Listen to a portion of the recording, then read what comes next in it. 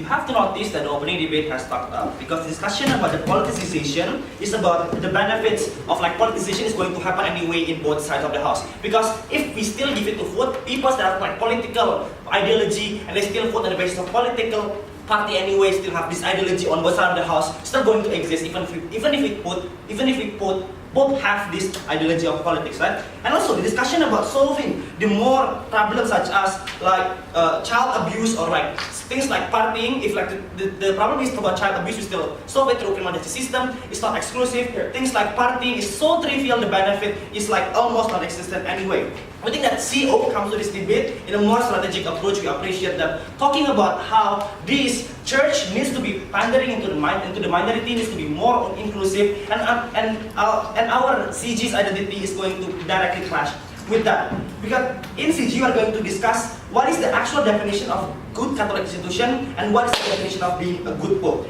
Here's the thing, the nuance that we get from OO and CO is currently we are lucky enough to get a good progressive pope, as if like even CO has considered that being progressive equals with being a good pope, right? Right?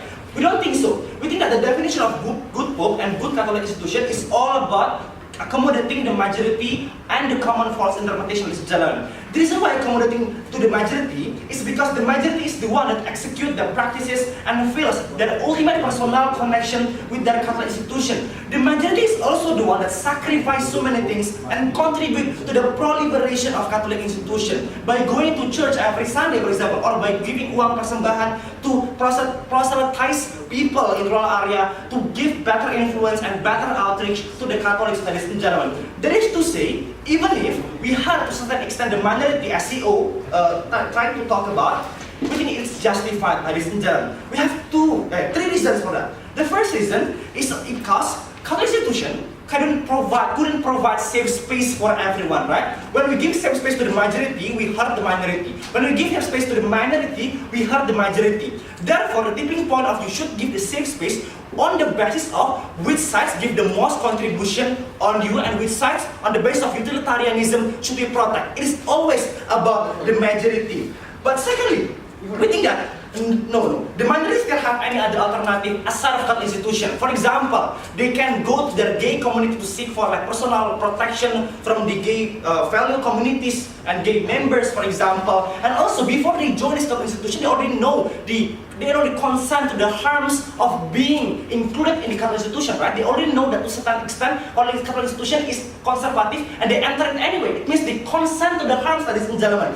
But for the majority, ladies and gentlemen, most importantly, they don't consent to the existence of new Pope Francis that is very, very progressive, ladies and gentlemen. We think it harms the majority because unlike the LGBT community that have any other mechanism in resorting to protection, this conservative majority only have one resort of personal salvation, because they already have this pre-existing mindset in which the majority of this, the majority of the belief and majority of the teaching of this Catholic institution is conservative, ladies and gentlemen. And we're talking about the Catholic Church, right? It's not only about Europe and US. Most of the times, the Catholic churches in, for example, Latin America, in Africa, in Asia, they are still in majority conservative, ladies and gentlemen. Therefore, we need to pander to the conservatism. But second, majority of teaching that is very taught in rural area is also conservative, ladies and gentlemen. We think that we need to pander to the majority because you should not violate the rights of the majority to interpret what is the definition of Catholicism and what is being Catholic means, ladies and gentlemen, right? Because they are the one that contribute so much, it is the only resort for them to get this personal salvation. No, thank you. But even in the house, you cannot even protect the minority, right?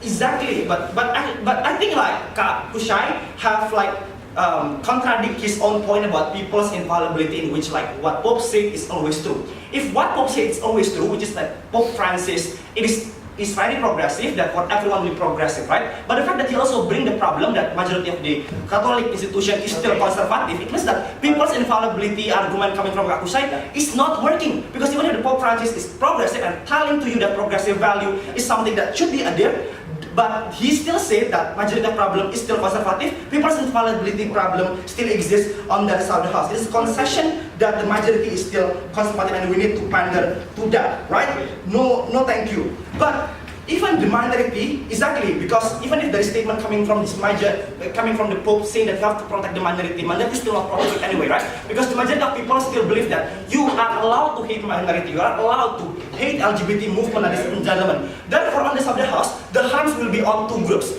which is on the minority because you're still unable to protect them anyway because people on the ground still believe on the conservatism, but they also harm the majority because the majority feels violated because their definition of being Catholic is being ruined by progressivity. In House of the House, at least we protect one actor, which is the majority. So it's about the degree of harms we provide salvation to more people in House of the House. No thank you. Exactly, ladies and gentlemen, on that side of the house, it's only about the Pope, right? The reason why Pope being progressive is very personal. It's about his personal upbringing. It is about his personal preference of being surrounded by gay people. For example, it is only on one individual. In House of the House, we are going to take into account every Catholic constituents and what is the best definition for them. If what they need is progressivity, we are okay with that. But unfortunately, that is not the case, but we still order that anyway. Exactly the argument about losing followers, it will exist on that side of the house. Because exactly the majority of the people in Asia, Latin America, and Africa is still conservative. The moment you don't allow them to impeach this Pope Francis that's very progressive, they will think that no, it's not representative to what I think as being Catholic means.